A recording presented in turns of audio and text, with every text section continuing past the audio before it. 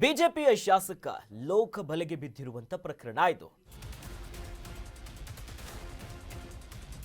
ಬಿಜೆಪಿಯ Young and energetic MLA ಆಗಿರುವಂತವರೀಗ ಲೋಕ ಅಧಿಕಾರಿಗಳ ಬಲೆಗೆ ಬಿದ್ದಿರುವಂತ ಕೇಸ್.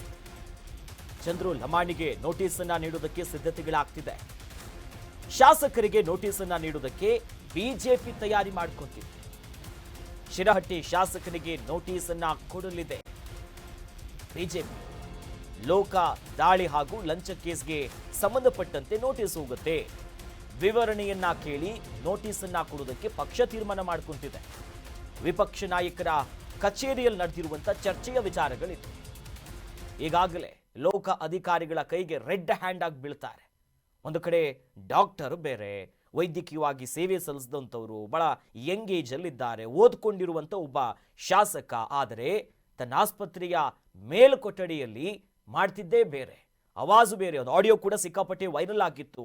ಈ ಲಂಚ ಪಡೆಯುವಂಥದ್ದು, ಅದನ್ನ ಕೇಳಿ ಪಡೆಯುವಂಥದ್ದೇ ಒಬ್ಬ MLA ಕರ್ತವ್ಯ ಅನ್ನೋ ಮಟ್ಟಿಗೆಲ್ಲ ನಡೆಯಿತ್ತು ಅವರದ್ದು.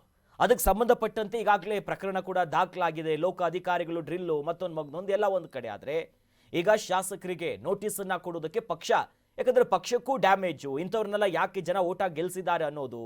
ಹೀಗಾಗಿ ಶಿರಹಟ್ಟಿಯ ಶಾಸಕರಿಗೆ ನೋಟಿಸ್ ಕೊಡೋದಕ್ಕೆ ಬಿಜೆಪಿಯ ವಿಪಕ್ಷ ನಾಯಕ ಆಗಿರುವಂತ ಅಶೋಕ್ ಅವರು ಇರ್ಬೋದು, ಪಕ್ಷ ರೆಡಿ ಆಗ್ತಿದೆ ಅನ್ನೋದು. ಯಾಕಂದ್ರೆ ಲಂಚ ಪಡೆದಿರೋ ಕೇಸ್ ಇದೆ, ರೆಡ್ ಹ್ಯಾಂಡ್ ಆಗಿ ಲೋಕಾಯುಕ್ತ ಅಧಿಕಾರಿಗಳ ಕೈಗೆ ಸಿಕ್ಕು ಬಿದ್ದಿದ್ದಾರೆ. ಅದಕ್ಕೆ ಸಂಬಂಧಪಟ್ಟಂತ ಕೆಲ ಆಡಿಯೋಗಳು ಎಲ್ಲೆಡೆ ವೈರಲ್ ಆಗ್ತಿದೆ. ಸಾಲು ಸಾಲು ಪ್ರಕರಣಗಳು ಕೂಡ ದಾಖಲಾಗ್ತಿದೆ.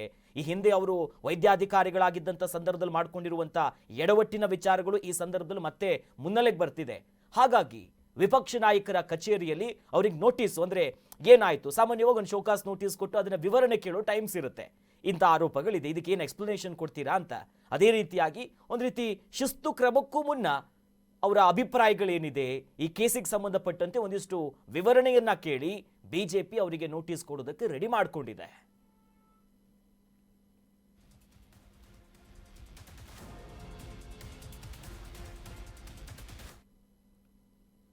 ಇನ್ನು ಶಾಸಕ ಚಂದ್ರ ಲಮಾಣಿ ಅವರಿಂದ ಕೋರ್ಟ್ಗೆ ಅರ್ಜಿಯನ್ನು ಸಲ್ಲಿಸುವಂತ ಕೆಲಸಗಳಾಗ್ತಿದೆ. ಶಾಸಕ ಚಂದ್ರು ಲಮಾಣಿಯಿಂದ ಕೋರ್ಟ್ಗೆ ಅರ್ಜಿಯನ್ನ ಸಲ್ಲಿಸುವಂತ ಕಾರ್ಯ. ಜನಪ್ರತಿನಿಧಿಗಳ ವಿಶೇಷ ಕೋರ್ಟಿನಲ್ಲಿ ವಿಚಾರಣೆ ಕೂಡ ಸಾಗುವುದು. ಆಕ್ಷೇಪಣೆಯನ್ನ ಸಲ್ಲಿಸುವುದಕ್ಕೆ ಲೋಕ SPPಗೆ ಒಂದು ಕಡೆ ಇವೆಲ್ಲ ಕೆಲಸಗಳು ಸೂಚನೆ ಆಗಿರುವುದು. ಹತ್ತಿರದ ಡೇಟ್ ಅನ್ನ ಕೊಡುವುದಕ್ಕೆ ಅವರು ಪರವಾಗಿ ವಕೀಲರು ಈಗ ವಕಾಲತ್ ಮಾಡ್ತಿದ್ದಾರೆ. ವಿಚಾರಣೆ ವೇಳೆ ಅರ್ಜಿದಾರರ ಪರ ವಕೀಲರಿಂದ ಕೋರ್ಟ್ ಪ್ರಶ್ನೆ ಮಾಡಿದೆ. ಟ್ರ್ಯಾಪ್ನಲ್ಲಿ ಸಿಕ್ಕಿ ಬಿದ್ದಿರುವಂತಹ ಕೇಸ್ನಲ್ಲಿ ಶೀಘ್ರ ವಿಚಾರಣೆ ಬೇಕೇ ಅನ್ನೋದ ಕೂಡ ಕೇಳ್ತಿದ್ದಾರೆ. ನೋಡಿ, ಲಂಚ ಪಡೆಯುವ ವಿಚಾರಗಳಿರ್ಬೋದು, ಭ್ರಷ್ಟಾಚಾರಕ್ಕೆ ಸಂಬಂಧಪಟ್ಟಿರುವಂಥ ಕೇಸ್ಗಳು ಈಗ ಜನಪ್ರತಿನಿಧಿಗಳ ವಿಶೇಷ ಕೋರ್ಟ್ನಲ್ಲಿ ವಿಚಾರಣೆಗಳು ಸಾಗುವಂಥದ್ದು.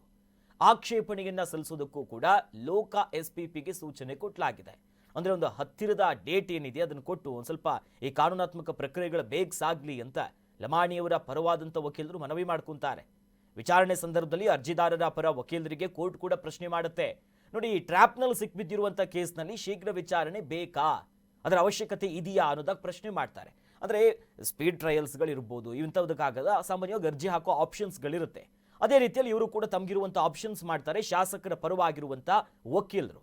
ಆಗ ಯಾಕಂದರೆ ಲೋಕ ಅಧಿಕಾರಿಗಳ ಈ ಟ್ರ್ಯಾಪ್ನಲ್ಲಿ ಸಿಕ್ಬಿದ್ದಿರೋದು, ಈ ಲಂಚ ಕೊಡುವಾಗ ರೆಡ್ ಹ್ಯಾಂಡ್ ಆಗಿ ತಮ್ಮ ಆಫೀಸಲ್ಲೇ ಅವರು ವೈದ್ಯ ಡಾಕ್ಟ್ರು ಕೂಡ ಹೌದು, ಆಸ್ಪತ್ರೆಯ ಮೇಲ್ಭಾಗದಲ್ಲೇ ಇಂಥ ಅವ್ಯವಹಾರಗಳು ಇನ್ನು ಏನೇನು ಭಾಗಿಯಾಗಿದೆ, ಜೊತೆಲಿ ಇತರರಿಗೆ ಗುತ್ತಿಗೆದಾರರಿಗೆ ಕೆಲವೊಂದಿಷ್ಟು ಜನರಿಗೆ ಬೆದರಿಕೆ ಹಾಕಿರೋದು, ಹೀಗೆ ಹಲವು ವಿಚಾರಗಳಿದೆ. ಹಾಗಾಗಿ ಇಂಥ ಕೇಸ್ನಲ್ಲೂ ಕೂಡ ಶೀಘ್ರವಾಗಿ ತನಿಖೆಗಳು ಬೇಕಾ, ವಿಚಾರಣೆಗಳು ಸಾಗಬೇಕಂತ ಪ್ರಶ್ನೆ ಮಾಡಿದ್ರು ಅವರ ಪರವಾಗಿರುವಂಥ ವಕೀಲರಿಗೆ.